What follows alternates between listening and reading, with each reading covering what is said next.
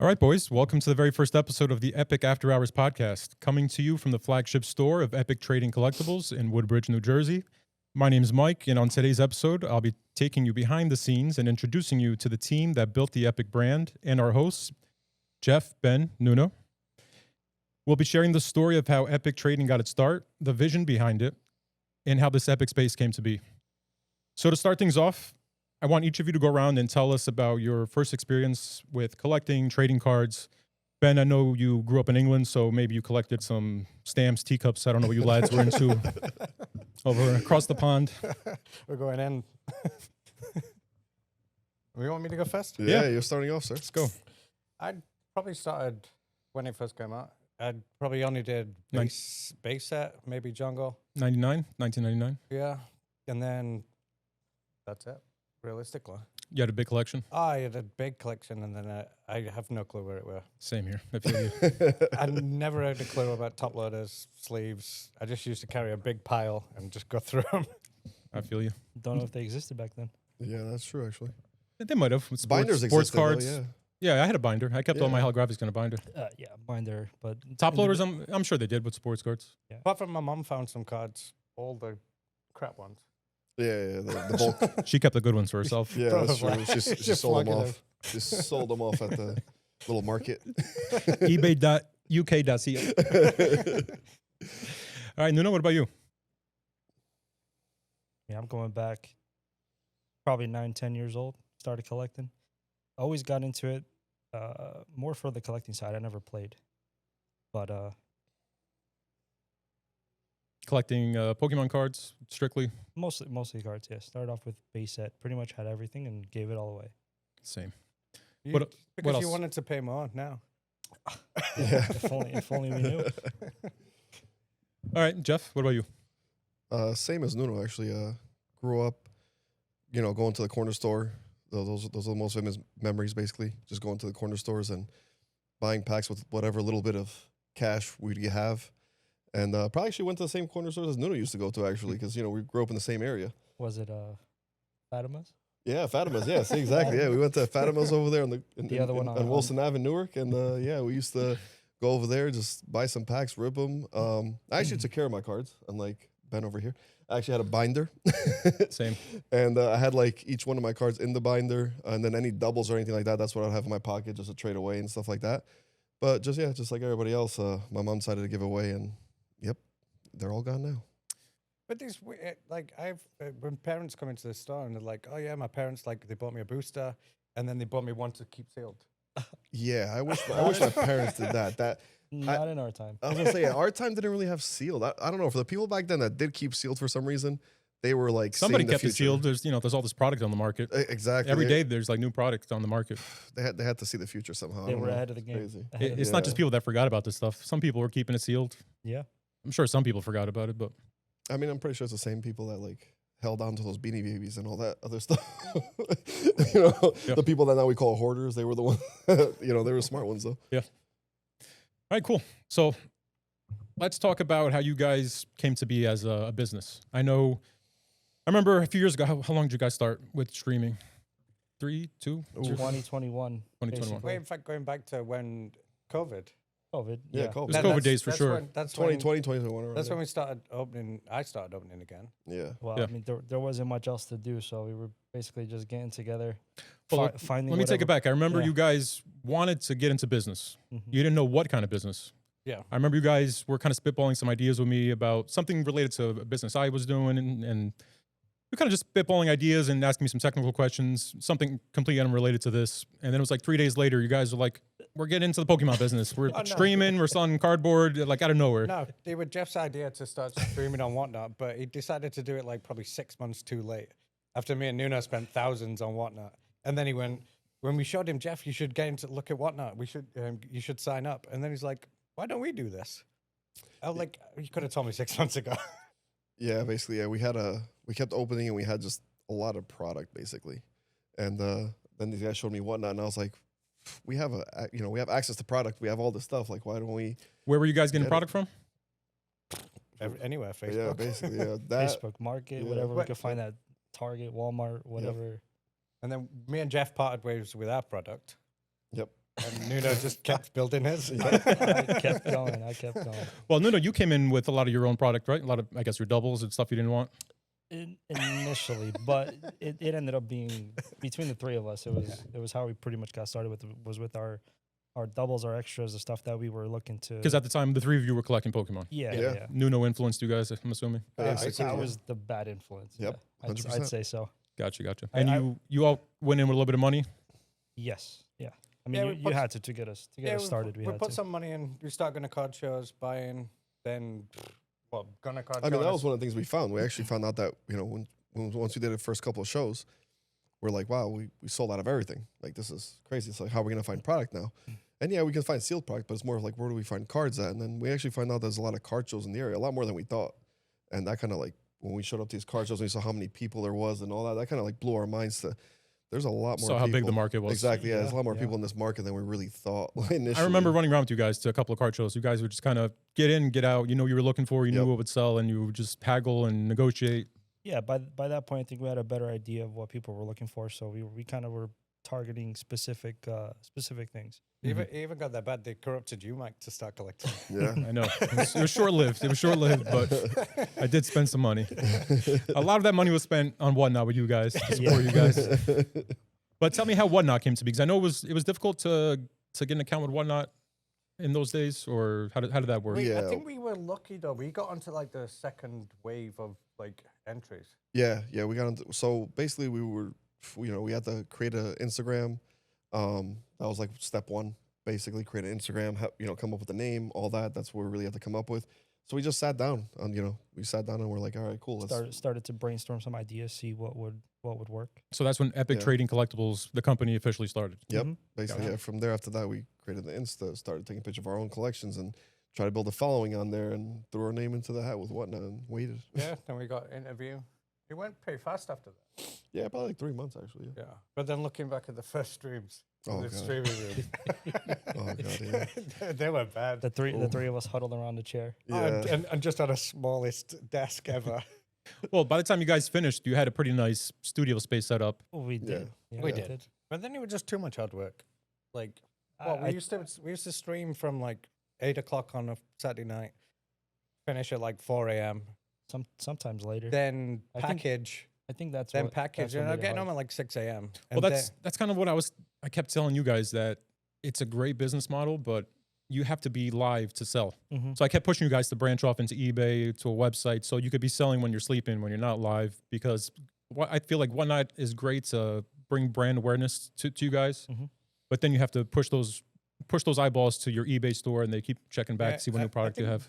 eBay definitely helped us build his website. Yeah. Because once we started, because obviously eBay, everyone, you kind of covered, but then we struggled with his website for what? Yeah, and when you guys were selling on eBay, I know you send a little like thank you and please check us out on our website. eBay doesn't really like that, but it's kind of a little thank you. Thank us out here. You pay a little less.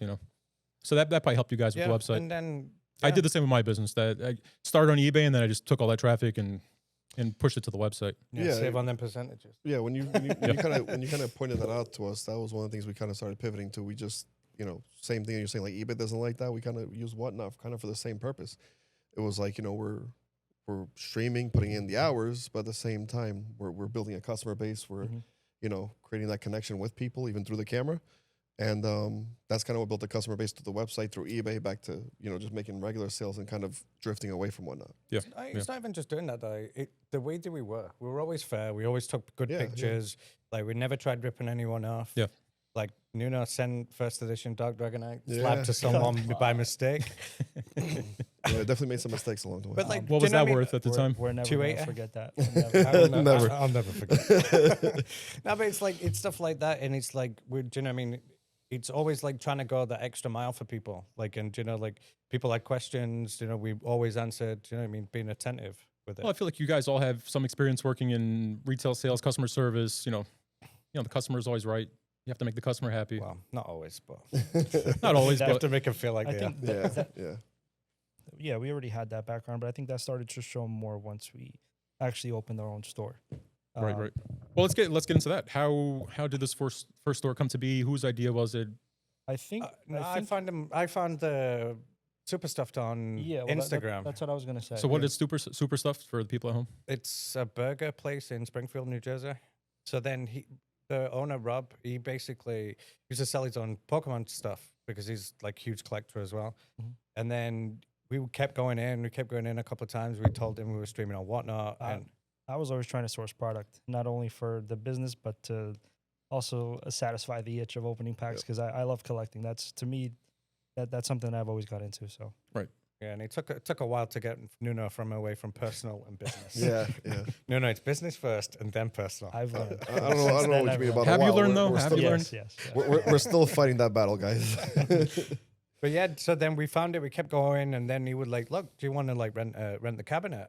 And we were like, we were thinking because we'd had plans. We were like, look, we want to open a store. You know, eventually, like maybe 2-3 years, 3 years down time. the line, we never thought it. And then that was like a year later Yeah, when we basically. first started streaming. So he just Well, had a little I- cabinet set up. He was selling some Pokemon stuff. I think what helped us first was when we did the live stream in the store when we were selling on Whatnot. Yeah. That's kind of what got us started. Then from there, I think he saw that we were serious about it, and then gave us the opportunity to see if we wanted to set up shop. So you rented a space inside the burger space. So Mhm. now it It became ju- a burger / Pokemon store. Yeah, well, It was a 4-foot display yeah, case. 1 1 foot 4-foot display display cabinet. case, It yeah. was super small. Yep. But yeah, from that it gave we took the chance. We were like, why not? Let's take the chance. Yeah, we were just working our regular jobs, and I mean, we would we just still do. leave work, go there, and then vice versa, and just to cover, just to see Cover the how shifts. it would work, cover the shifts, and Mhm. and just to test it out to see how it'd be. And just so the people at home know, you still have that store. That's your first store in Springfield, Yep. New Jersey. Yep. And that Yes. store is thriving. It Seems is. like it's It a very is. small space, but you guys Well, crammed as much as you could into there. I think in a matter of a year, we expanded maybe 4 times. Yeah. I know every time I'd go in there, you just keep shuffling things around. It feels like the burger space would get smaller, the Pokemon Smaller, shop would get smaller. bigger. I mean, it got to a point we had to completely redesign the inside. That he had this old setup where it was because it used to be a deli before it was a burger joint, Yeah, and we ended up having to completely redesign the interior just to give us more space for our cabinets. And then he got, it, you know what I mean? Well, helped it's him for actually both, got yeah. more No, tables it as did. well. It did. It ended up we had to helping redesign both it so it would businesses. still be a good space for both things, for the burger place and for the card shop. Right. How can we design this to be effective on both sides? And they came up with a pretty good design where we have as much as we can displayed. He still has space obviously for customers and people that want to sit down and eat. And it's just And it was a good concept. Burgers and cards. I feel like a lot of customers like that and they would rave about it. yeah. Yeah, Yeah, they basically. still do. Yeah, it's still a great hit. Yep. Yeah, and it's really good burgers as well, which is. Oh yes, Yes. I It's- think it's I just- have one. I have one every time I'm there. Yeah, that's Shout out probably to the- Super Stuffed Burgers, Springfield, yeah. New Jersey. And bearing in mind, Nuno goes there every day. yeah, that's probably one of the hardest things about that is just having a burger daily. It's his new Subway. No, Is that why Nuno avoids don't- his responsibilities of going there so he doesn't get tempted? But real quick, so Rob was already selling his own cards, but he also had a vendor. He had a Pokemon vendor. Distro. Yeah. Distribution, right? Yeah. That was a major turning point for you guys because you guys Yes. were struggling to Yes. get a distribution because you had to have a brick and Yeah, mortar. because Yep. when we was going to shows, then we found out it was streaming on Whatnot, and then they were like the percentages that we're getting off, so we could make some money, went up, and they were just like, well, you can sell on Whatnot, you can sell it for 20% more than market. I'm like, have you ever been on Whatnot? No one wants to pay market on Yeah. Whatnot. Everyone wants a deal. That's why people go on Whatnot. But like, it just like the percentages, and then he would just like, and then we were just struggling. We were turning money over for 6 months. Yeah, probably. Yeah, for a good 6 months, we weren't really making anything. We were just sourcing cards. But at that point, we had built a good customer base. We had a lot of people that used to tune into our shows. Basically, every single show we used to go Yeah. live on, they used to tune into the And you guys shows. are still doing a little streaming when you opened the first store. Yeah, Yeah. when we Yes. opened the first store, we're still on there a little bit. But Yeah, mainly weekends, and I think it would just like going like people on stream. They were like some people like Midwest, middle of Yeah, nowhere, yeah. and they were like, "Oh, I'm really looking for this card because they don't have access to it." So we'd go to shows. we'd help them source Yeah. cards if they were looking for a specific. I remember specific that. item, Guys, yeah. people would make requests and you guys would try to Mhm. source cards Yep. for them. Yeah. yeah, basically, we had like a list of cards that we'd go. When we go to the shows, we'd just be on the lookout for them, and we'd get them the cards. Well, and we- so for a good we 6 months, had we were making money. the one customer, remember, he was collecting unknowns. Yeah. Do you remember? Yep, yep. Yeah. Like every single one we could find that even at card shows, we would just pick him up because we knew he'd want them. Speaking of customers, tell me about that one customer you had that became kind of like a friend, the girl from Hawaii. She would send you like care packages from Hawaii. Yes, Raking Girl. Oh man. Every stream, she Yeah. was She would always tune there in helping every us out, stream, tuning every in. stream, Yeah, and she would yeah. she would She was buy. one She would of spend a our- lot of money on Yeah, there. yeah, for sure. Yeah, she was one of our first loyal. Yeah, she would outbid me a couple loyal times. viewers. Yeah. She had deep pockets. Yeah, I don't know. Well, she actually at one point she actually sold off a piece of her collection, which she sent us to sell for her. I actually have. So- I still have the cards that she sold. Some of them she sold to me personally. Oh yeah, Oh, because yeah. they go through the Nuno phasing process of he picks out the ones he needs, and then we get the ones left. Nope, they're still in my personal collection. Don't Yep. keep them. And so tell me about when, obviously that store was a huge success right from the beginning. You guys couldn't keep up with it because you all have 9-to-5 jobs. So you had to start bringing on employees. Want to tell me about that? How many people you brought on, how that worked, the struggles of managing employees, not just you guys kind of scheduling your time there. It definitely makes it easier. Like now, because I find it like having someone there doing the day to day is a lot easier, so we can do more like the back end side. Grow the business. Because we've all still working full time needed it. jobs. I mean, initially the first people we brought in actually were kind of like us. They had their regular jobs and they kind of were just looking to do something on the side, and they had some free time. And like Eric, for example, he was a teacher, and then came to summertime. Obviously, he had more free time, so he's like, "Hey, do you guys need an extra pair of hands?" And this is someone who consistently used to come into the store that we built a relationship with over time. And So he was in the hobby.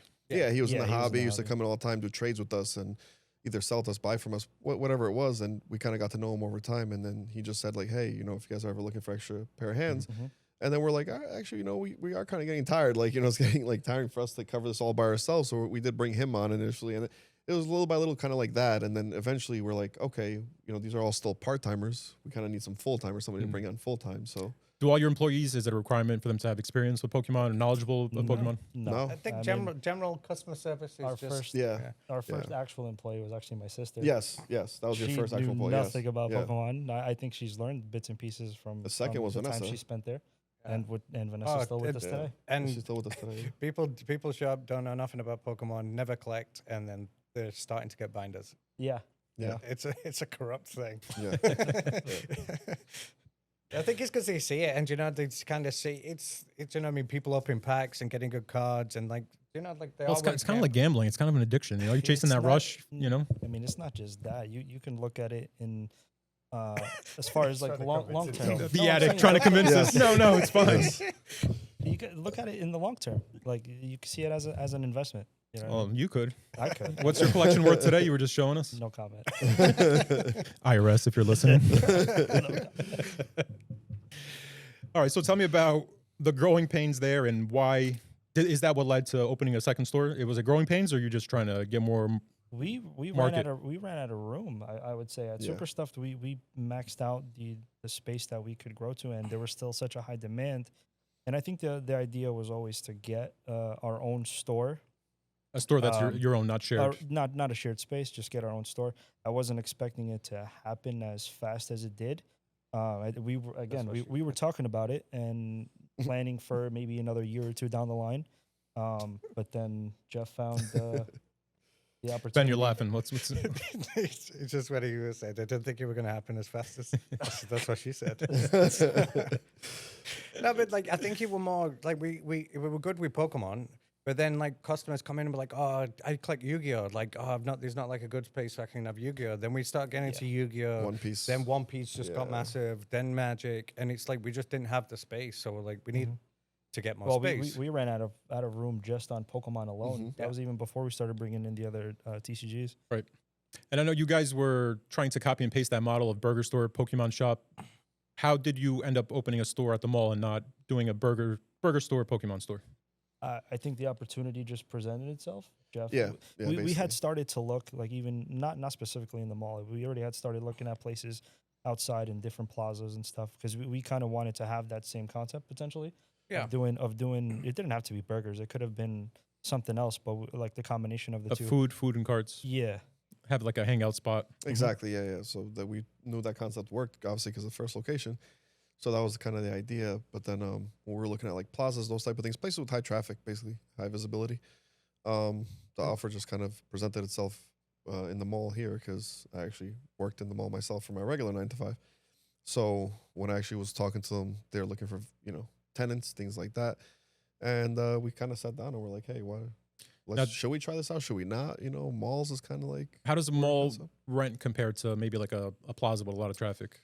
Cheaper, more expensive? So I can't really say for most malls, honestly, because, you know, this specific mall is actually very similar to a lot of the places. Pretty honestly. good. Like, you know, like from a rent, like you do percentage rent. So like we do well, they do well. Yeah. And for people who don't know, your first mall location was at Woodbridge Mall. It's in this mall that we're in here now, but not the store. We'll get into that. So tell me about, how was it like then managing inventory from two locations? Are you saving the best for your mall store or your Springfield store for your original customers? How did that become a headache? No, that's what we 100% sat down at start and we're like, it's not going to be like, oh, we'll just put all the good stuff in Woodbridge. Like with two stores, we've got loyal customers that are still in Springfield. We've got people that come into Woodbridge. So it's like they kind of run themselves on singles. Well, again, we've been in Woodbridge, what now? Since October? Since October? Yeah. Within that span, we've already moved locations. The store that we were in was a much smaller space, and we technically outgrew it as well. Pretty quickly. And I told you guys to get a bigger store. Yeah. Yeah, within 3 months we were. I think it were more like we'd probably. Well, Springfield did initially fun, like not fun, but Yeah, like for we singles and that type of stuff. used Springfield did initially to get us started on our second location. Yeah, for basically sure. we started building product from over there because we kind of knew, like, you know, instead of turning things away, we were just buying as much as we could. And then once this location was basically ready to be open, all the singles and basically graded cards and all that type of stuff came, you know, kind of from over there. But then once it was initially open and running, where the customer base was starting to build over here, we didn't want that, exactly what Ben said. We didn't want to be like, okay, cool, best things go to Woodbridge. No, each store is handling its own, whatever things Once they were up and running, that's exactly, what we did. Once it was up and running, it was kind of like they just each kind of run themselves at that point. So I recently spoke to someone, won't mention their name, but they came into your store, but they frequent both stores, and they told me that your Springfield location has more heat, more fire. What do you say to that? Who's slacking over here in the buying department? What did Vanessa say? Maybe. Maybe Vanessa's partner. Yeah. She just lost her customer. No, I don't know if that would be the case. I mean, sometimes I don't know. This store is busier. So it's maybe just selling more. Exactly. Here's sometimes the stuff that we do get. It's like we don't even have a chance to post it, honestly. Like, I think Pokemon is just super hot right now. Yeah. We're just turning things over really fast. But that's what we didn't want as well. Like, even just going back to when we were streaming, we were thinking, oh, we need to get the best. We need to get the high end. Yeah. We need the $1,000 cards. We need to be like, that's what people want. And I told you guys, you know, like me, I was trying to build master sets of base set. You know, I wanted the $1 card, the $2 card. You know, you have to have those things to bring people in, and then they'll buy a couple of those and maybe a high ticket item. Actually, I remember somebody commented on one of our early posts when we started doing the posts with us going through singles, and I'll never forget that comment. Somebody commented because I guess the whole video there was no like $200 card or $300 card in the video, and then the comment was like, "Oh, these are all like $5." And my mindset was like, are we only supposed to post videos of these $1,000 cards that we have? Like, no, the average consumer wants to. They need these cards to complete their collections and to. You know, even if they're only $5, there's still cards that they want. So that's not. And what those we're are the hard going cards for. to find, because I was going on eBay trying to source a lot of those cards, but the problem is eBay has not a lot of sellers are trustworthy or as honest as you guys. So, you know, the pictures look great, and then you get it. There's a crease, there's a bend, you know. Because we even like Collectors Emporium, when we used to go in New York. Yeah. They basically were like, start doing like $1, $2 boxes, and then literally like any cards, like we just put them in. Sometimes they might be like $2, $3 that we'll just throw them in the $1 box. Like, and just people just walk into a store, just go straight through it. Like, because it's that, like you said, that's what they need. Even like in the new store now with the bulk station, we just got like commons on commons. Like, people come and sit here for like 2-3 hours. This thing's a massive hit, and there's no one else around that does this. Like, how do you keep that stocked? It's a donation. So we'd like people that come, like, because everyone's got boxes of bulk. I think I've got your bulk at my house, actually. Yep. And it's just like, people like just leave it in a box and then just, I don't know what to do with this bulk. I don't know what to do with this bulk. I'm like, as long as it's organized by set, bring it in. Then you can take whatever you want. Oh, so the bulk box is like a Right. trade? Yeah. No, you don't pay for that. No, you just basically, you come in. Yeah. Donate You donate and you can take whatever you need, basically. Are you verifying that they're donating? What if someone just comes in and starts taking? Well, there's people that come in almost every week now. Eventually, they'll if they come in like on a Friday, they take whatever they need. They come back the next time, they'll donate the bulk. Mhm. You know what I mean? So it also goes by trust. How do you know someone's not sitting there scanning cards, trying to find the hidden gems that you guys missed? Oh, I'm sure those are got already. Yeah. Nah, dude, good on him. I mean, yeah, even if they I do, because don't we know, do no. understand playable cards, obviously, Yeah. do go for more. Even if they do, listen, it is what it is. They need those playable cards. That's fine. We're not really looking, it's just something for the, Hey, for them come to down really, to Epic Trading Collectibles. You can find some heat. You might be able to. Yeah, I mean, who knows? you might I actually. might spend We some don't. time We going don't, through sit, 'em. we don't sit through and look through all the stuff. I mean, we basically get the bulk as long as it's organized. It goes into the section that it belongs to, and then the next customer comes in. They just start going through it. People spend like 2-3 hours. Like even just today. Yeah. Like how many people sat around there just collecting? I see him. collecting I their- see him. Yeah, initially Yeah. when we first opened this, this location, obviously, because we moved. Well, we've- I was going to get back to that. So we basically ended up moving. No, because we were going back to Yeah. how we grew. Essentially, we had an idea of what we wanted to have in our shop.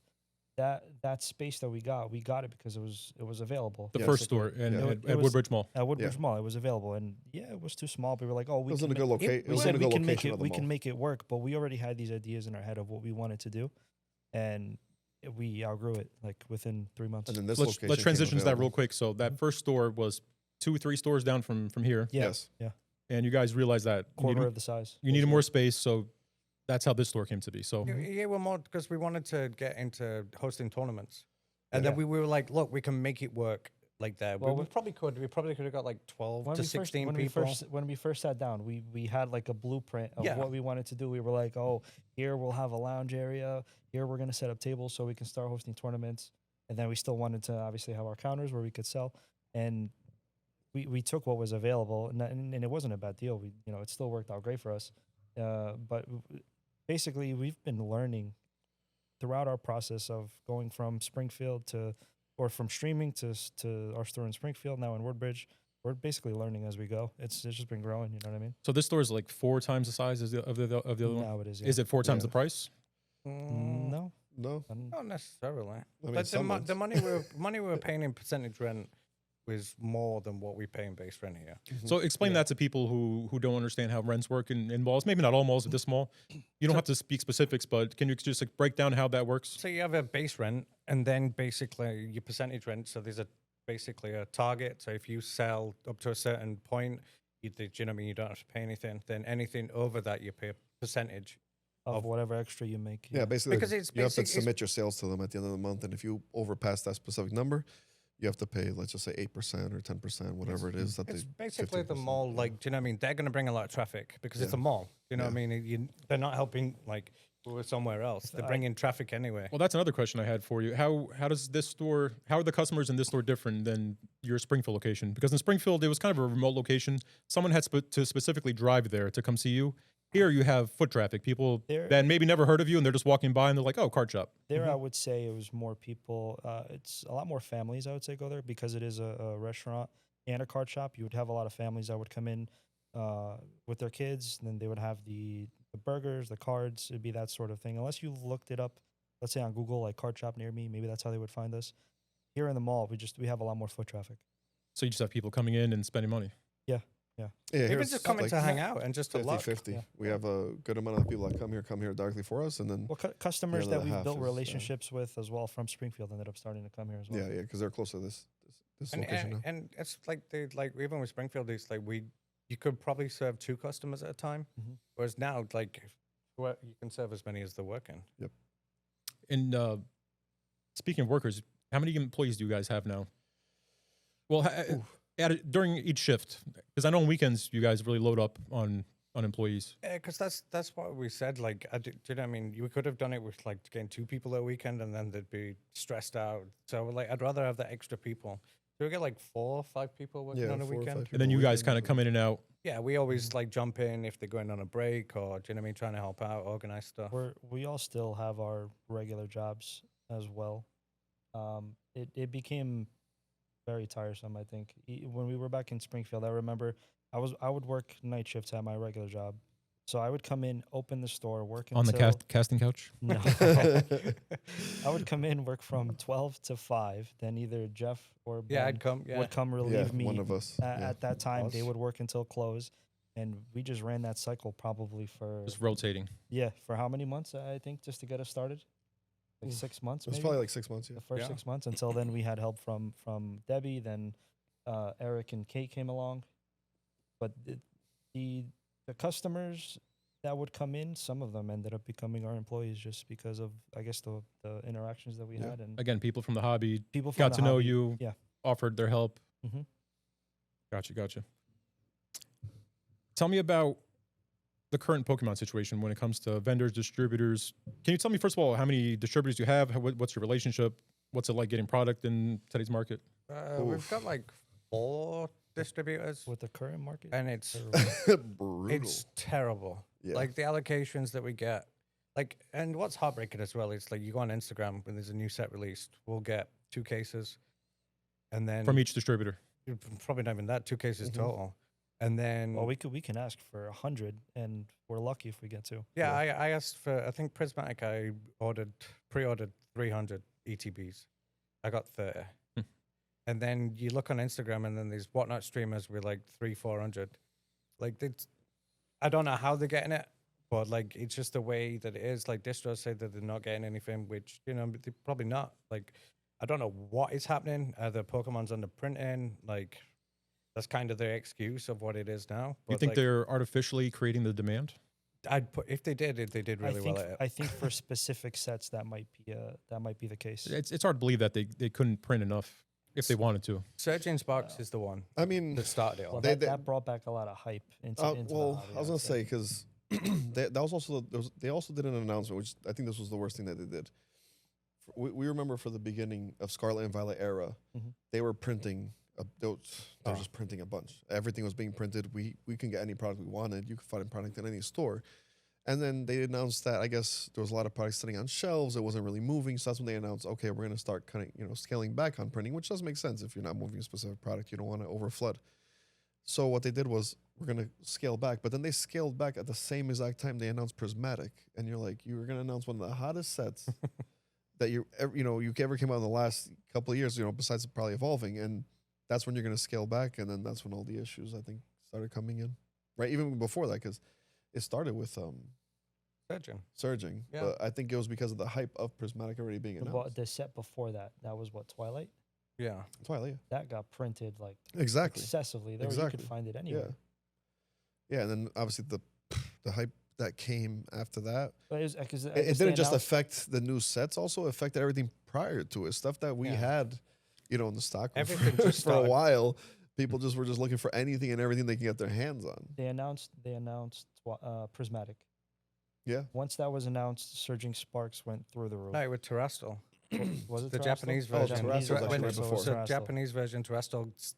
Well, We could get came- that product, Yeah. but then like that just made the market just go crazy Mhm. because they saw the cards that were coming in English, and everyone just were like, "We want it." Like, and you like Japanese boosters, what are they like $30-$35 retail, like going for 100-150. Yeah. In fact, going back, it's 151. 151 initially Yeah. You brought go a hype, back yeah. even further, yeah. No, but mean, you you do could- remember You could get 150 151 though. I was But gonna you say, can you also remember the even- 151 UPCs? Yeah. I remember there were stores scaling them down for $70 or something, $80. You can get the 151 UPC, and that was probably one of the hottest sets But we that was remember. after it was out for a little while. Yeah, it was already. out for a little When while, it but- initially came out, it was also really hot. When it initially came out, yeah, it was going crazy. But then they printed, the printing kind of caught up with it, Mhm. and you would find 151 readily available anywhere. And then out of Well, nowhere, even if you go back to celebrations, then it was 151. The market was pretty high. yeah, It kind of stabilized, and you ended up being able to start to find product again at your local like Targets, Walmarts, even us. We were good. But as soon as then I guess it was Terrestrial got announced, people went crazy for it again and couldn't find it anywhere. Yeah, that's what it's like difficult because like we obviously want to give back, like have products available for customers, and it's like they wanted to like journey together that we got like a decent allocation, but then like obviously with scalpers and like people trying to make. Tell me about what you guys did recently to prevent the scalping.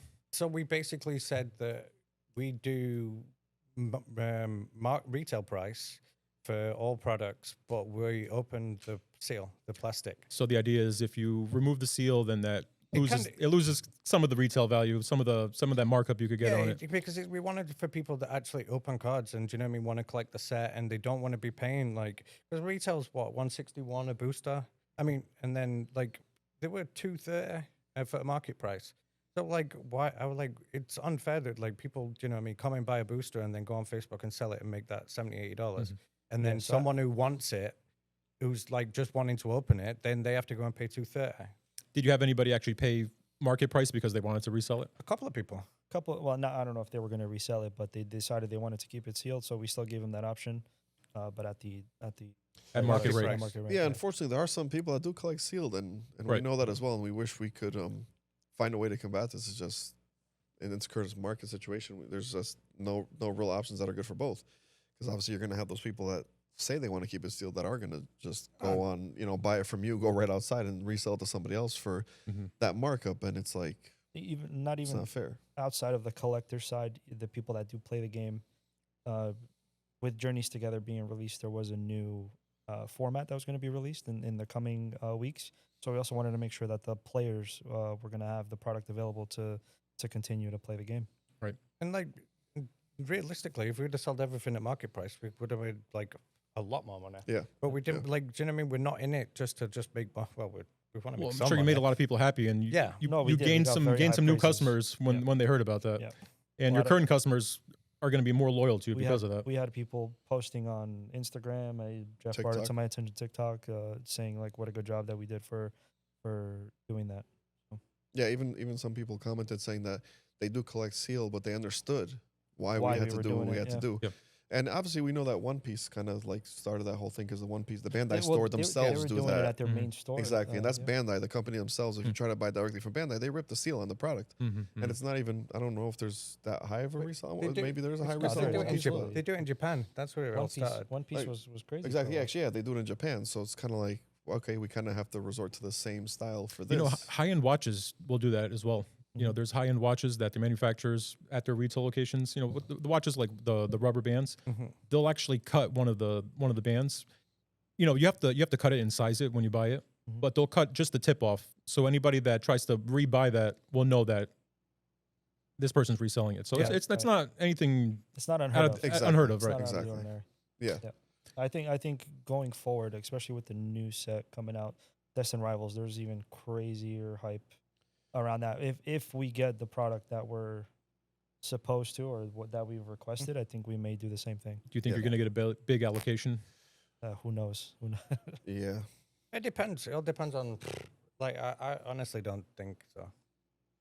And what do you do when you don't get the allocation you think you're going to get? Do you go out and pay retail, pay market, resell, or in this market you can't? Certain it- occasions like- we have in the past we've done it, but with the way the market is right now, I don't know if we'll be able to. Yeah, but it's even like we'll buy boosters and sell as packs just so people can get a couple of packs. Because like before, like this time last year, you could buy a booster 120. Yeah. Which retails 160. But then now your boosters are coming out in the 230, 240, 250.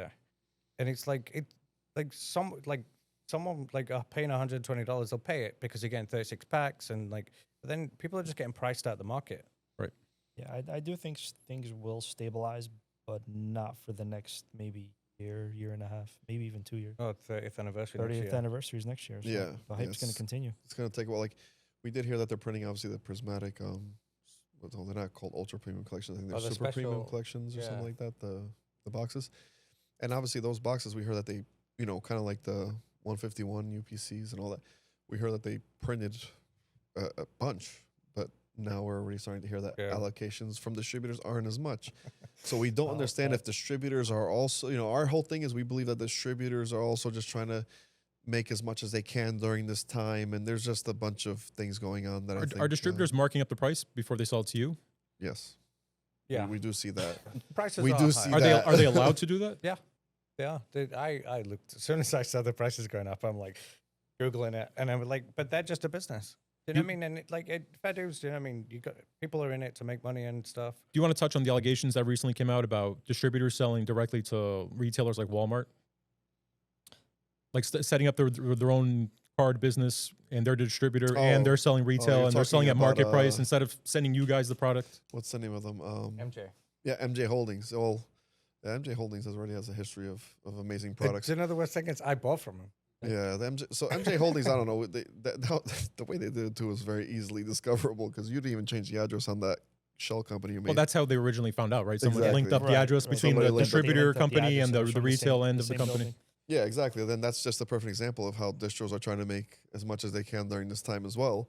And instead of them wanting to sell to locations like us or even big companies like Walmart, why am I going to want to sell to Walmart for, half the price when I can just list it on Walmart myself to do yeah. them, Right. where they Because only take a they're small not selling percentage. to Walmart directly as an official provider. They're Exactly. going in kind of like an Amazon, eBay, where you're a, Yep. a retailer and you're selling your product on there, so they could charge whatever they want for it. Exactly, and if we're going to put it at the market, they're definitely going to make a lot more than if they just sell it to them for them to sell.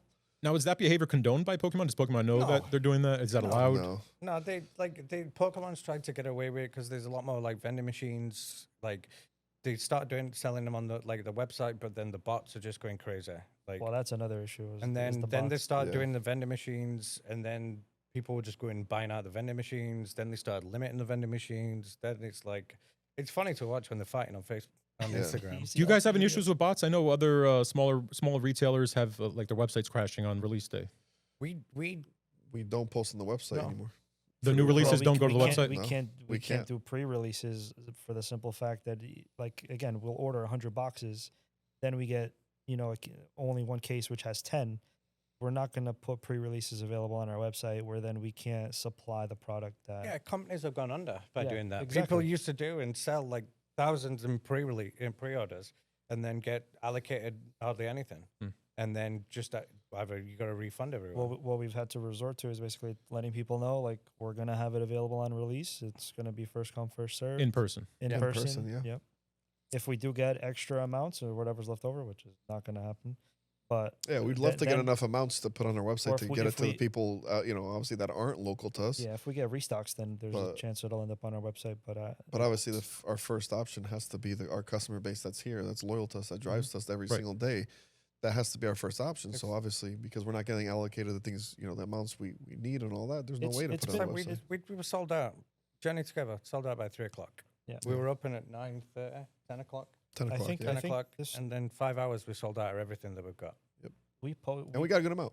we yeah. posted on Instagram like what we would be doing for this release, and I think we ended up getting a line at both stores. Yeah, Out the door. Out the People door just complaining to- as well. Comments. Well, some people complained, but a majority of them understood. And then again, with the reposts and the comments that we had afterwards, a lot of people appreciated it.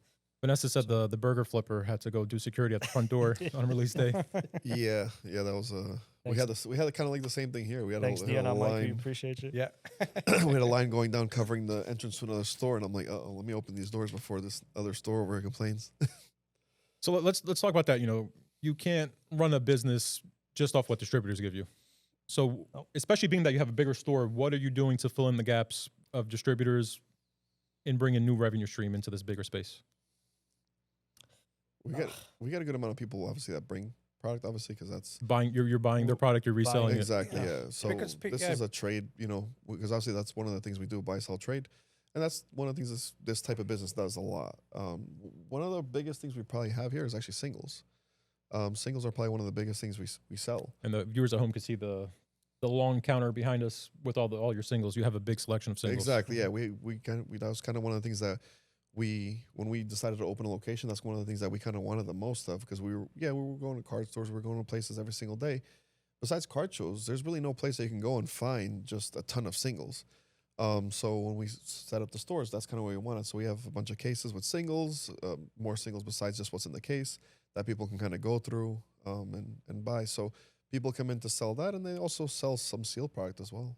Yeah, Tell we me about that real purchase quick. How do you buy? I know there's a percentage you pay for it, and then you resell. You have to make a profit. Are people okay with that generally, or they tell you to Yeah. go we kick s- rocks? They'll sell it on eBay themselves.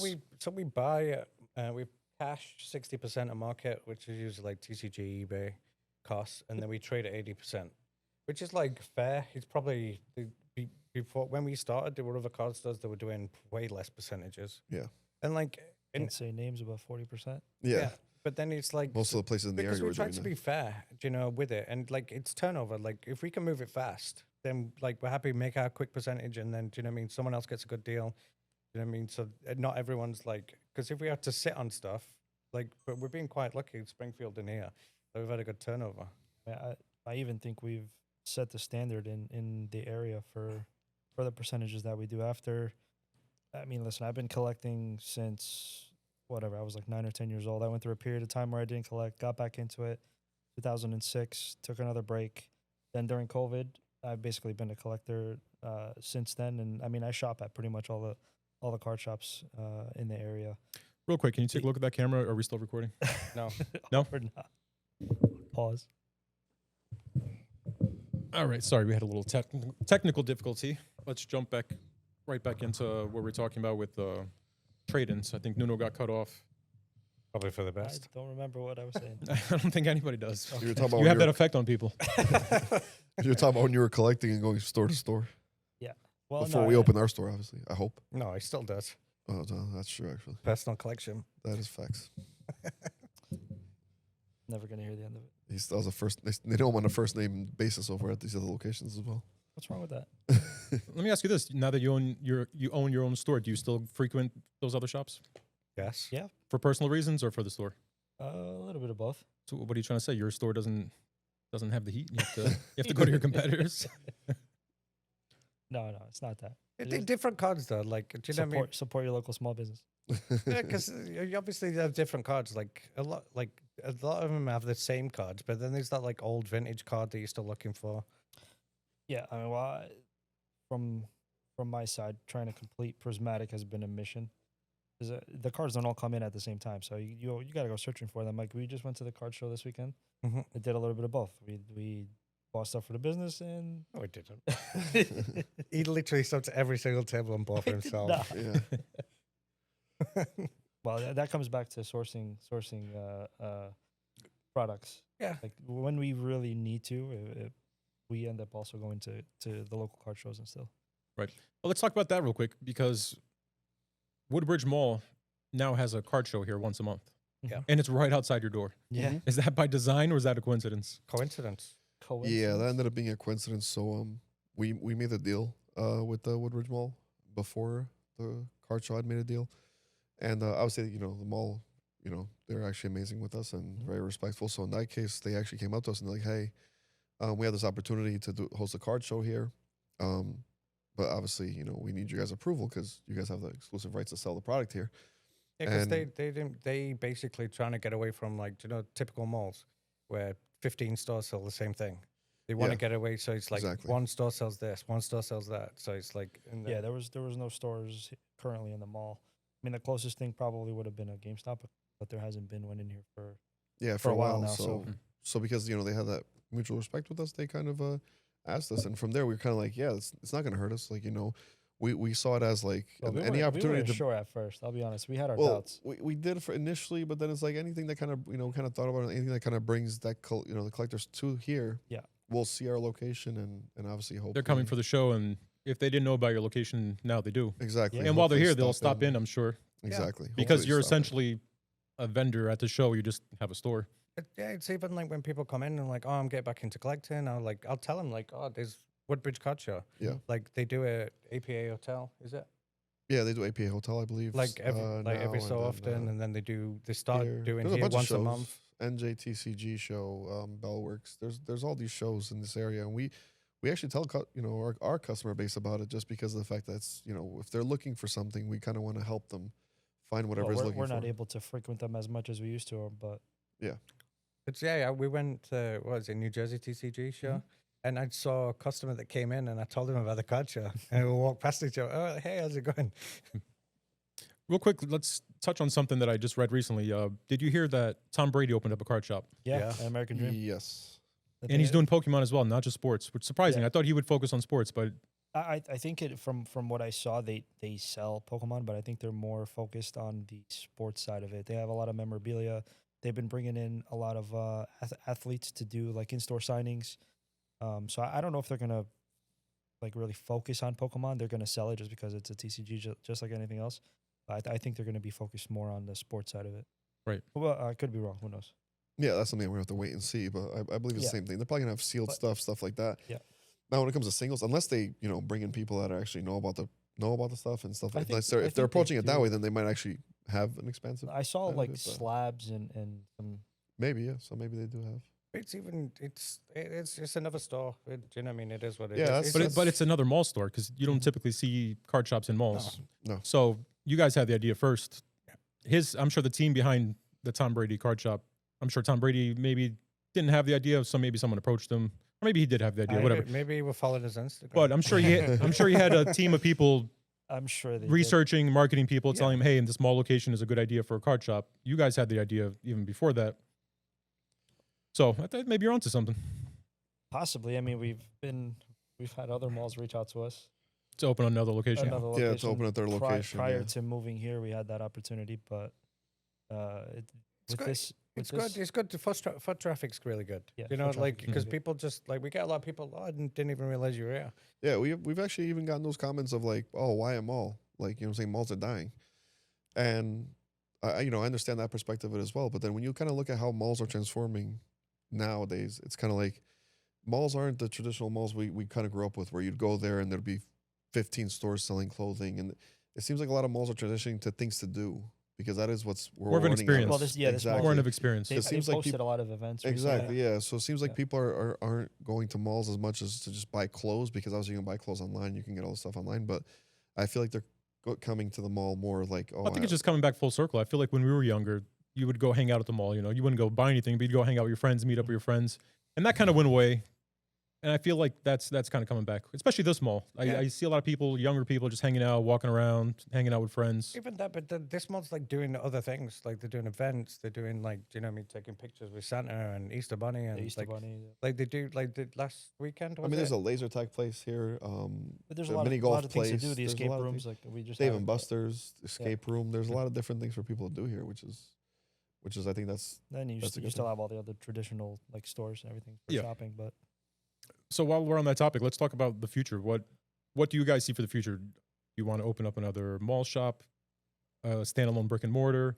Are you content here? Epic International. Epic worldwide. Boats and hoes. We do sell worldwide. Australia, well, we Dubai, worldwide on from his website. Yeah. I don't know how they found out about us. Yeah. Well, from eBay. I'm sure eBay helps. Instagram as well. Obviously, Instagram is worldwide, so. Yeah, and that's something we were just talking about, definitely expanding on the website, especially with the podcast, getting more of a reach, being able to offer the online customers your full selection of your catalog. But specifically, tell me about stores. Do you plan on being like a franchise in malls across New Jersey, United States? I mean, that's one of the things we talk about often. I think the way that we're the product market for Pokemon, you won't be able to fund another store. You know what I mean? With product. It's just the allocations that we get. If it comes down, they start printing more, then it's something we could look into. That's why we start going into more different TCGs, like Magic, we started into Yu-Gi-Oh, other TCGs. One Piece, Elestrals. Yeah. With this store, I think we've started to focus more on other events as well, because we're not just going to rely on selling the product itself. We want to do more events. We've started hosting tournaments. We're doing some demo days for Elestrals. That's in the work right now. Outside of that, we're going to start because we've done in-store signings ourselves in the Springfield. We also want to start doing that here. So bringing in well-known voice actors from the shows and having them do signings, events. Yeah, basically. So instead of just having to go to one of these big conventions, because obviously that's one of the things we understand is conventions, obviously they only happen every so often, and you're going to have to go there, wait in a line for 3 hours, just, pay to get in just to get that voice actor to sign. So obviously we reach out to a lot of voice actors and hope to get them in store and kind of give everybody in the area an opportunity to kind of get that, right. So for our current future, I think that's probably what we're going to focus on. Or events. That doesn't mean if the opportunity, presents itself, maybe we can figure something out. But I think that's kind of what we've done. I don't think there's enough hours in the day to have another store. Well, maybe we'll have to. We'd have to quit our day jobs, at that point. Hey, that's the next step, right? Yeah. Isn't that the goal? I mean, let me ask you this. Is that the goal for the three of you, to eventually quit your day jobs and do this full time, or not for all of you? To sell and go to a beach somewhere. That's the eventual goal. I know Nuno. That's definitely his dream to be able to do this full time because I he would love to. Yeah. he has a hardcore. He's hardcore in the hobby. I'm He's- in the I'm in the hobby. Yeah. Out of the three of us, I think I'm the one that's most in the hobby. Right. I Yeah, tried- I would love to do this I full tried time. to get them in, but I failed. I would do, you know, I have to agree with that. I'm the same way. I would love to do this full time. Obviously, as long as I have the opportunity to, I'd love to do this full time. Ben, would you quit corporate This is America to do this full time? this is fun. Nah, probably. Maybe not. I think each of us, from what we've had in our regular jobs, have brought something unique into the business that I think helped us succeed. So Yeah, I think that's what kind of made it work, like between us. And like I thought, like, obviously starting a business with friends. That it's do you know what I mean? hard. Someone It's said hard. never We start do have to business say with that. friends, It's but not- like it's not easy. we said from very early on, like these three of us, if two people vote, then you've just got to go with it. Yep. Mhm. So every Even if you decision don't comes agree down with to it. that. If you Majority. get outvoted, If- majority If it rules. needs to, yeah. If it needs to, if we're not in agreement, then it's the 2 out of 3 rules. We've had an And, arguments. I was We've gonna all- say, we've yeah, all arguments shouted at each come other. up, and sometimes obviously there's it's- disagreements, but that we've stood true to that rule, and I believe that's what's made it work. So even if they outvote me on something that I feel that we should be doing, you know, or should have done, let it go. Like, just that's it. Let it go. Stop thinking about it. You got outvoted. Keep moving, and just, you know, keep going by it. And obviously, it's grown to this point, and so that- clearly that's- it's working. And that's the thing is, like, even just like the way that we used to set up, like listing singles and stuff like that. Well, it's been a learning It is, process. like, we've- all along. Actually, I you don't yourself have helped us with that. It's like, I don't- hey, why don't you guys try this? And Yeah. you've given us Any- ideas. any So And our, not, and not just me, our our friends group. I was yeah. gonna say our Yeah. friend group. Any Luckily, advice? To give they've them helped credit, yeah, us. of course. Exactly, yeah, they've helped us, and you know, sometimes it's, you know, people might take that as like criticism or something. We never take anything as criticism. Even if a customer comes in and says like, hey, why don't you guys do this? We always take something as an opportunity, not as criticism. Well, you We know, that's appreciate that something feedback. that's something I learned in business. When a customer is telling you something, they're telling you there's a demand, there's a need, there's a want for something. So listen to that customer. Mhm. You know, Yeah, if they're telling you, hey, why don't you sell more video games? You know, hey, why don't we sell more video games? You know, Exactly. maybe people are asking us for it. You really have to listen to the customer and what they're telling you. And it's even like I've always said, like if we need something, if we need like a printer or whatever, like just get it. If it makes our lives easier, then we'll just do it. I Like, agree. Yeah. That's one thing I kind of always done is like it's don't make your life more difficult if you don't need to. 100% agree. And I always try to future proof. You know, if I'm buying a piece of equipment, I'm not buying the cheap $100 printer. Yeah. I'm going to go right for the $1,000 printer because I know I want to grow into it. So that's my motto. I always try to, you know, instead of buying one now and another one in a couple of months, I just go for it. Just We'll not bring out the stools. What? One of them stools is broke. Is it? Yeah. Oh, what's the stool story? This is one. It got some stools for behind the counter. Nuno went cheap, and one broke. you yeah. It's know? I put it in your room. Oh, thanks. I'll use it. Can you tell me about any more difficulties working with friends? You said joking around, you know, don't work with friends, but do you find it really difficult? You're honest about that, or you're just joking around? I think it's good because like we're all like I think do you know what I mean? We all got on before like and like sometimes we've shouting at each other. Like I put phone down on both of them multiple times. We've all done it. No, we've gotten heated at each other. Yeah, but Yeah, like yeah. it's because it's like that passion to we want to do well. Like and like I said, like I've been outvoted, but it's not like I've gone right. That's it. I'm not helping out. Like I'll do it. Do you know what I mean? One, I'm like, well, we'll see if it works. If it doesn't, then we'll do something else. Yeah. Mhm. I think that's the mindset you got to have. Everything we've done with this was taking a chance. I think at the end of the day, we are still very close friends. Yeah. And we try to keep business separate. Sometimes it does get mixed, but you know, we've made it work. We just need to make Nuno has enough sleep. And Yeah, then we're good. Yeah. I get cranky. Sorry. Yeah, if he doesn't sleep enough, then we just tell him to stay away. Lots of times he's like, he said Oh, something to me, gosh. and I'm like, Nuno, are you tired? Yeah, He's like, yeah. Yeah. I'm like, oh, I'll speak to you later. that's how we know he needs some time off. We're like, Sad. oh god. I don't want to open another store. No, but that, do you It's know a what I lot mean? of work. It's just like we've had the difficulty as well passing responsibility to other people because before we were there full time, we saw everything, and it's like setting up processes that we can still have that kind of control, but we've still got to trust other people. Mhm. Mhm. We were just kind of talking about that. Your Google reviews, you had a couple of bad reviews, and not experiences with you guys. Some of the newer employees. So it goes back to what you were saying that it's hard to control these new people coming in and giving the customers the same experience that you would give and you would want to give the customers. So But then I think sometimes like you're never gonna like I've always said like you're never gonna make everyone happy.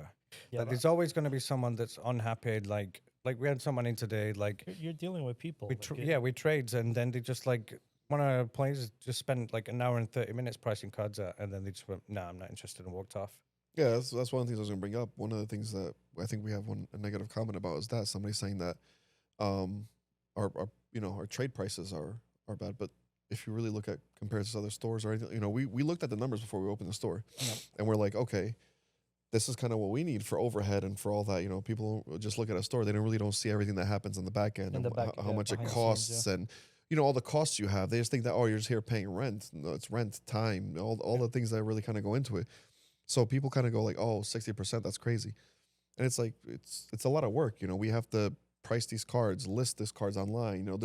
It takes all this time. And I don't think they see that side of it. So that's why I think sometimes they don't understand it really. And I'm not really going to say that, it's their fault. They just don't understand how much it goes in the back end. Exactly. From the customer point, they're trying to get the most. Yeah. Exactly.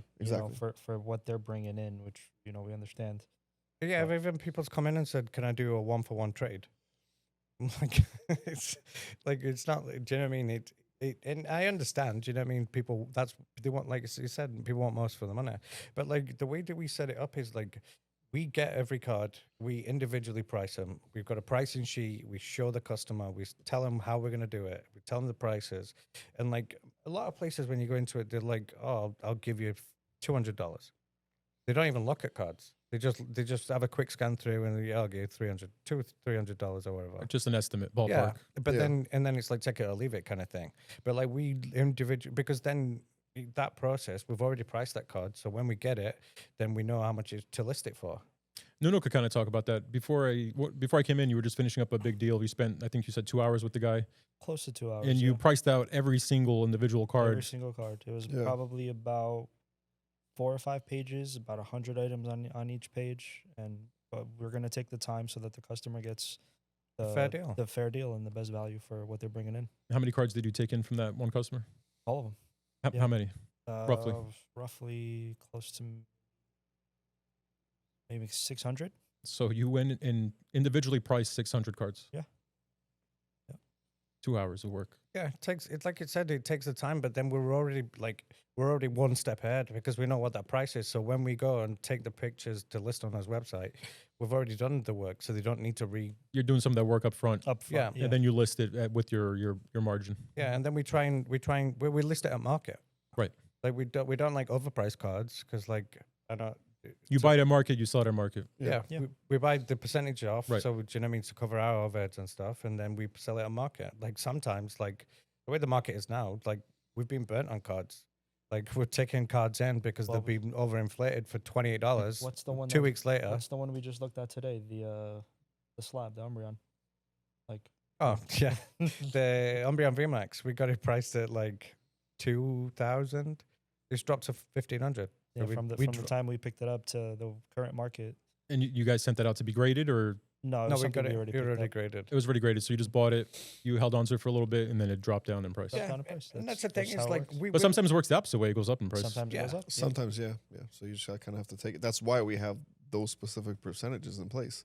I know the 60 sounds harsh, but at the end of the day, it's like the way the market is.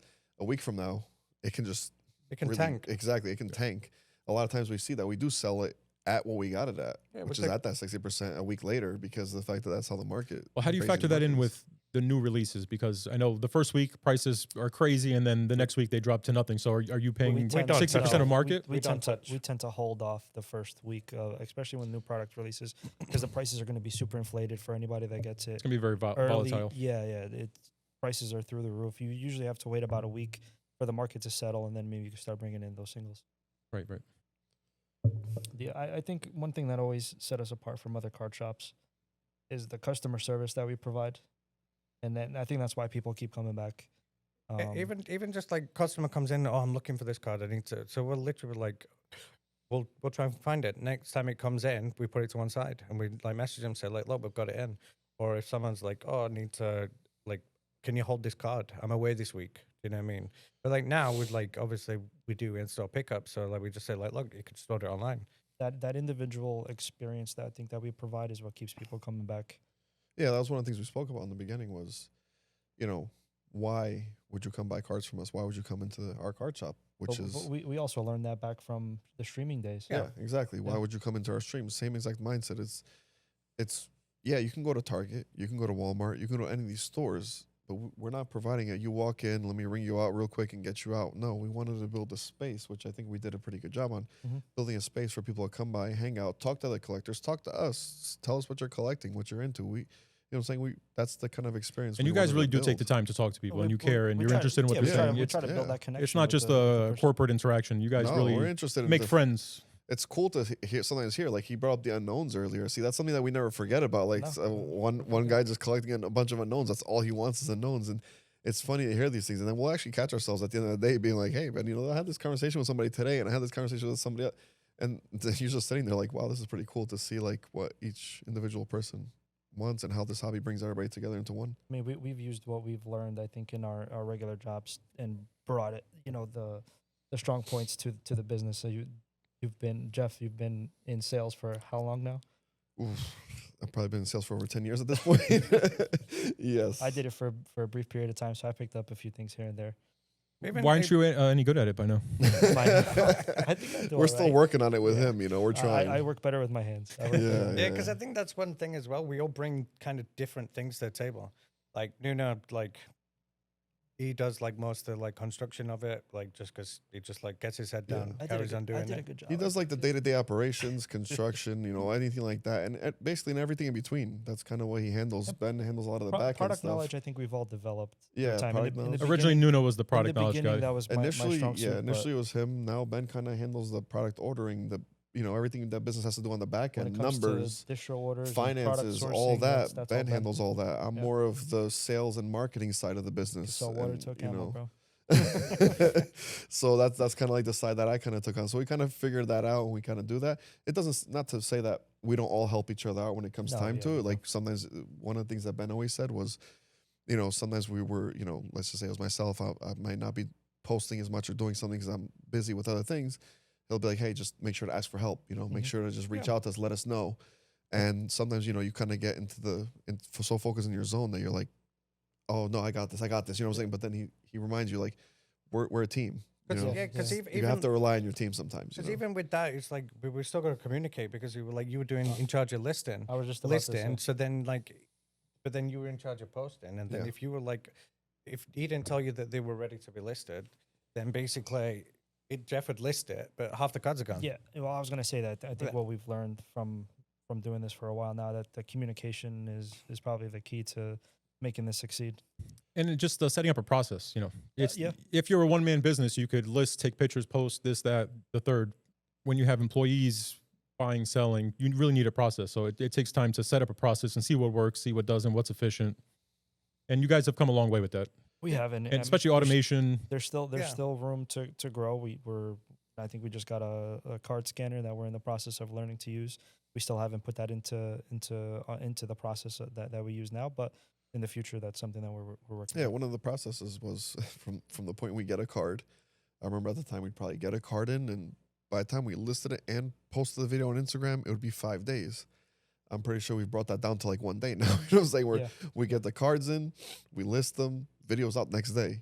You know what I'm saying? And they're up next day, and everything's already up and you're going posting next the cards you recently purchased. You're listing them exactly. on Instagram. We're listing them. We're putting them on the website. And one of the things that obviously we wanted to do differently as well was we know that people sell on eBay, but once again, eBay has a whole issue where the pictures might not be as good. So we wanted a consistency with there.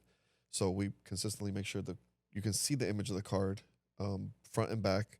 Yeah, unlike TCG Player, and you're having the same exactly. You know what you're getting, and plus it's priced at that TCG Player price. Because if you buy on TCG Player, you're not saying not all cards have pictures or anything like that. So the first 10 cards have got no pictures. Exactly. Most don't. You're lucky. Yeah. So then it's even with that, it's just that process, and we're always trying to find ways to make it to improve, get it better, and like you said, reduce that time down. Because like we don't want to be sat on cards like forever, like. Apart from the cards that we're going today, they may take a couple of days. Yeah. Well, I remember when you guys were still streaming on Whatnot, you had a huge inventory, and you had cards in there that you didn't even know you had, and some cards would just sit around for like months. Yeah. So how do you manage that now? Do you put those cards on sale? Do you try to push them? I think it's just like we just had that much stuff, and then we just got put in an ETB, and then we forgot about it. But it's just all getting to that process of like, because even before we used to go to card shows like leave card show at like 3, 4 o'clock, go price the cards all ready for the stream. So we knew, do you know what I mean, the priced up market, because we got them at different prices, or do you know what I mean? So we were consistent, and then we'd spend 2-3 hours, then we'd sit, watch TV, eat, and then stream. So then we early on, we started that process. It's even like speaking to Eric, like even he says like, because he started vending now, he spends the night before, prices all his cards out. So like, because that puts me off. Like if you go to a card show and there's not a price on it. Yeah, I'm less likely to walk up to your table if it's not priced, if I don't see. Yeah, because that's one thing I would like adamant on. I would like, everything's got to have a price, because me personally, if I go and see it and it doesn't have a price, I'm not even asking. Right. So you want, I mean, so how does that work? Because prices change so frequently. We win, we lose. Yep. You know, like it is what it is. Like, but that's the kind of, we get it at the percentage that we're happy with. And like sometimes we do you know what I mean? Sometimes customers will like, Sometimes that card's gone up. Yeah, I mean, if they come in, then they're looking at a card. They'll sometimes even tell us like, "Hey, this dropped, $5 on TCG Player," and we have no problem matching that. I bet you they won't tell you if it's gone up. Oh, 100%. I always say that. No. They They never tell us if it goes up, but they do. No, They but do that, but then they also end up buying other cards at that number that we have it at, just because of the fact that we're doing them that favorably. All right, we'll match it. And then they feel like they got a deal. Maybe they got one over on you, but they feel like, man, I could come here and find a deal sometimes. Exactly. Like that's kind of what you're not trying to nickel and dime your customers. No, and I feel like that's what people's mentioned before. Like I was gonna say that they've had our issues with other card stores. Like if a card's $200 and then it drops to $100, like a card shop's not moving on that $200. They want $200 because that's, and I will like, we'll take the hit. Like it is what it is. You win on some, you lose on others. Hopefully it's more winners than losers. I can tell you from running the Instagram right now that it's a volatile market though. That I see the other card shops, post, and I can see the consistency where the cards that they have, and then I have people reach out to me on Instagram saying, "Hey, you just posted this video 2 hours ago. Could you, could I get this card?" And I go on the site to send them the link to get that card. I'm like, yeah, sorry, it's sold out already. I'm so sorry. And I feel horrible, and it happens all day, every day. And I'm just like, they just sell that quick. Yeah, and it's crazy. I had no clue. I would just think people were sat on his website for just waiting and just kept refreshing. Yeah. Then I found out Shop app already updates the new product. Exactly. Yeah, Shop push apps. notifications. I was just so confused. I was like, how the hell are they doing this? Yeah, I'm sure you have some customers that are refreshing, looking for deals daily. Yes. Yeah. We have customers that consistently stalk our website because or they've learned that they message us and they're like, "Hey, I want that card." I'm like, "Oh, sorry, it's sold already." And they're like, "Oh, wow, okay." So from now on, they learn the process of in-store pickup, and they're like, "We're just gonna do this in-store pickup." It's just so much easier. And one thing I have to take credit for, you guys were really stubborn at first. You didn't want to list every single card you had in the shop. I think you guys are pretty much listing everything now. It's a lot of work. Yeah. It's a lot of work. We just didn't have manpower to do it. Yep. We were doing it ourselves, and then when like I said, we were all working full time, and then we just had that much. At first, you guys were just trying to list the more expensive cards, the more valuable cards. But back to what we were saying before, some people are looking to finish a collection, so they want the cheaper cards, the less sought after cards, the less popular cards. Mm-hmm. And I think that's really important to the website, to eBay. Having a good selection of product. Not everyone is looking for a hit. Some people are just looking for that uncommon oddball card. It's like they're like baby shinies. Like they're the ones that literally like they're like $1-2 cards. That I remember when we were opening Shining Fates, I ordered like the full baby shiny set off TCG Player, because I was like I didn't know where to get them from, and then but now their ones they go straight away. They fly. Yeah, when Paldean Fates came out, I remember it took me like 2 hours and I didn't post all of them. I just posted a stack of probably like 50 that we got in. It took me like 2 hours. So these are like $2-3 cards. Well, I think what's helped now with the system that we have in place, that we've built it over time, it has become a lot easier to list the cards, on our website, because we basically everything that we put has a barcode, goes on our website, before it hits the shelves. Building up the inventory has helped us a lot, though. It streamlined the process. Yeah, we just had another shop actually message us on Instagram the other day saying, because I guess they see the stickers on the top loaders and they're like, "Oh my God, don't put that on there because it's going to damage the top loader." And I'm like, these are actually barcode stickers. You can just peel them right off. These won't damage the. So I don't think that either some other shops, and seems like the shop's bigger than us. I'm not It- gonna say anything. it But gives us- it I'm gives not gonna us a shout them little- out. But you know, No, It but gives like, us a little bit more work to do on the front end, but when it comes time to sell, the process is so Oh, much yeah, faster. so much that easier. Mhm. it's And e- that's it's you guys easy were to- being difficult about that because I was pushing for the barcode on Yes. every you were every at card. 12. And you guys were like, oh, but that means we have to give every customer the top loader because the sticker's on there. And like, how much does a top loader cost? Order from China in bulk. Yeah. You know, Yeah. what does that cost? we can't And anymore. it adds to the experience. You're giving the customer the cards they just paid money for in a top loader. It's We- they'll get home safely. We Yeah. always did that, but then I No, think yeah, we we always were give just top we loaders, were yeah. just I think we were just selling cards that fast. We were like, what's the point Yeah. in like doing the barcodes? But then when we started building up the inventory and we had a lot of cards, and then it's like, how the hell are we tracking this inventory? Right. And having employees, you know, being able to just tap and scan a card, Yeah, not exactly. having Makes it to easier price for something, them, call you for easier every for us. sale. I think that's the thing as well, like the speedness of cashing someone out. Like someone could come in and get like 50 cards and it'll take you 30 seconds, just scan and done. Whereas before it were more difficult. Yeah, it was. I think Jeff brought it up before, but I think he said, "What'd you say about taking?" It's not criticism when people give us advice. Like we ended up.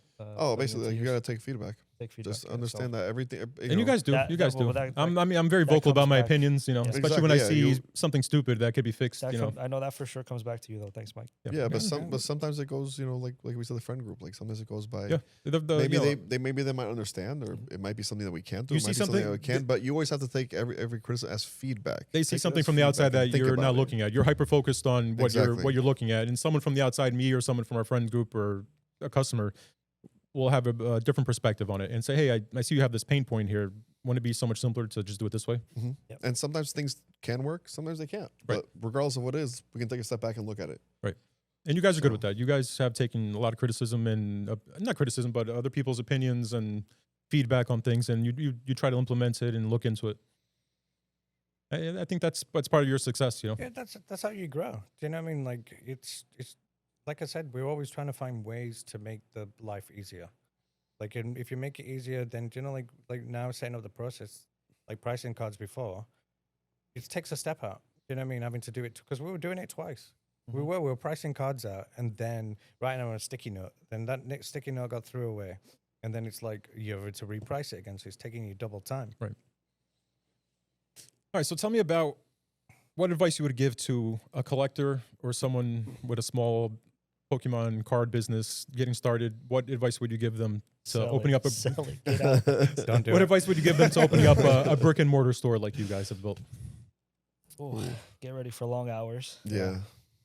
It's a lot of work. It's a lot more work than I think they even think themselves. Because a lot of times I think people think about it as whether it's Whatnot or even if it's somebody setting up tables at a show, you know, you're thinking of, you're doing work the night before and you're doing work the day of. But now imagine that day in and day out. Mhm. That's the way you have to think about it. You're doing Well, that we- every It's a grind. It single becomes a day. grind. We have Exactly. Two examples, both Zing and Eric, that work for us. They've Mhm. started vending at shows. Yeah. They've started their own part of the business And Zing streams as well. in the hobby and Zing streams. But they see that it's hard. It's not easy. I Yeah. think their goal is also to end up getting their own brick and mortars. I hope them. Epic franchise. I hope them the best. I won't do See that. it- I see it like forward. them. Yeah. No, but that's this definitely the worst paid job I've ever had. For the hours you that we get, put you get in. paid. Yeah, No, exactly. that's the thing. Exactly. We're not We being don't get paid. paid. No, but like people don't see that. Like I've walked out of here multiple times, at like 2 a.m. Mm-hmm. Like I just like either catching up on stuff. Like now because we do most TCGs, like they decide to do release dates on the exact same day. Because like we had like some Journey Together, some Magic, and some Yu-Gi-Oh that came in the Thursday, but I had to be all ready and listed and ready for Friday morning for on release. Friday, yeah. But to be clear, you guys haven't paid yourself because you've been reinvesting back into the business. Yeah. So Well, that's from the beginning. that's our part of your initial- success too. Is you have a Yeah. massive inventory. Yeah, our Yes. initial amount that we put in to get the business started, we haven't collected a dime for the last 2 years already. Yeah. It's 2.5. more. 3 Yeah, years at this more. point. Yeah. How much inventory do you estimate you have, and what's the value on the inventory? If you had to put a number on it, Ben can probably answer that. Yeah. It's a lot. in the tens of thousands, hundreds of thousands, Hundreds, I think. Hundreds Yeah. probably at this point. just inventory sitting in the two locations. I mean, don't look up our address, guys. What's the security like here at Woodbridge Mall? We have a security. The mall's actually. Yeah, we have security at both locations, guys. Don't try it. I saw the safe back there. You guys use that thing for the big hitters? Yeah. Nuna cracked the safe. Yeah. So if anyone needs a safe cracked, Don't call me, please. Yep. All right. So the last thing I want to touch on is let's kind of discuss what future episodes will be. I mean, this first episode we kind of wanted to do it behind the scenes so the viewers at home could get to know you guys, get to know the backstory. But not every episode is going to be interview format. There will be some. I know you guys have talked about bringing on some guests, maybe a distributor, a popular streamer, different people in the hobby, maybe outside the hobby. You know, We'll see where it goes. whatever people tell us in the comments, we'll kind of follow and touch on things. But the typical format for the show is going to be what? Let's talk about that. Well, typical format's just going to be us. Oh yeah, it's just hanging out, talking about current Pokemon, but not just Pokemon. we're just gonna be three old dudes complaining. Complaining, you said? Yeah. No, kind of like we touched on a topic earlier about specific things that are happening in the hobby and where the hobby's going, and not only with the hobby, maybe even things just in general, all across. Touch on some things outside the hobby. Even discussing new sets, like you know, what I mean, tournaments coming up, like Pop culture, whatever. Yeah, pop culture, maybe video games, movies coming out. Exactly. Yeah, kind of all those type of things. Maybe a little bit of what's on your mind. no, we can't do that. Yeah. No. Get canceled. Exactly. Yeah, we can't get canceled, guys. So we'll stay out of the minds. We're just we'll getting keep started, bro. We'll keep that for our psychologists. I just want to thank everyone for behaving this first episode. You know, I don't think we'll get canceled on the first one, but It's hard to keep Ben contained. I'll tell you that.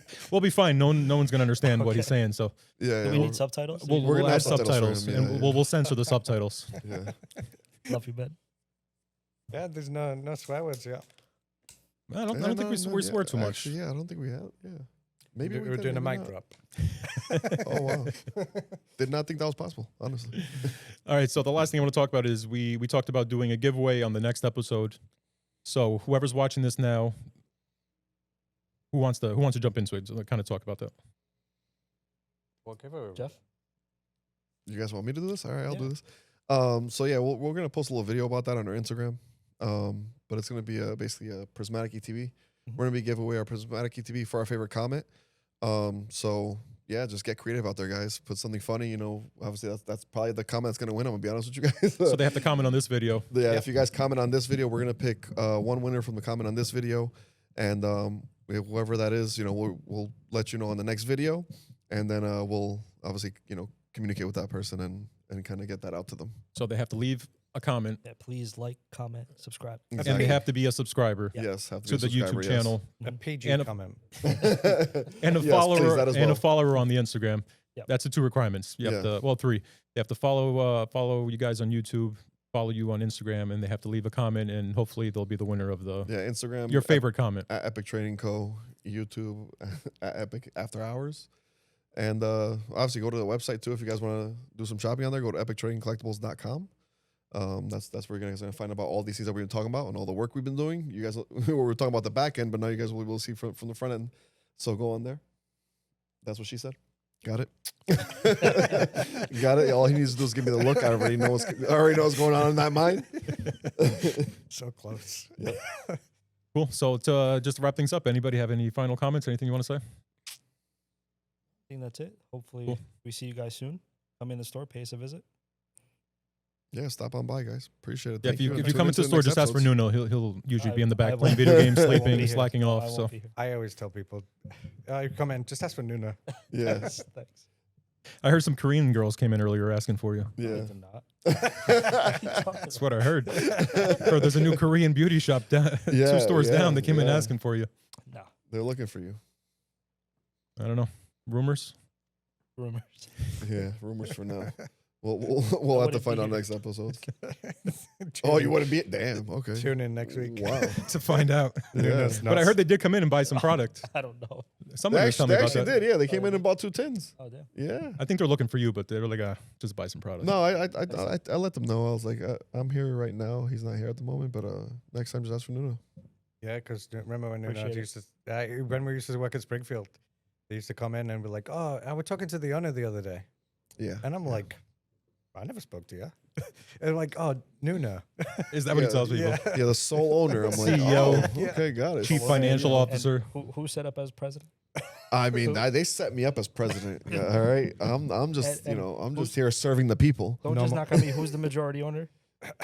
Yeah, exactly. I take that point. There's a majority owner. Yeah. Yeah, that He likes to say that. 0.01%. Right. 100% divided 3 ways. Yeah. 33.34%. Yeah, that 0.01% is Big. yeah. When it comes down to it, That 0.1. he has the majority. That is true. That is true. Yeah, he's going to 0.1. sell out so fast. Yeah, no, the moment somebody's gonna throw him an offer, he's gonna be gone. I'll take it. So tune in next week, guys. We're gonna it's gonna be Jeff, different Nuno, person. and I don't know who's gonna be Next here. someone but else. Might not be We'll here. find out. Next week, the business will be gone. We'll be on OnlyFans next week. Yeah. All right, guys. Thanks for tuning in. Check us out next time. Thanks, everyone. Appreciate it, guys. Thanks. Cheers. Bye.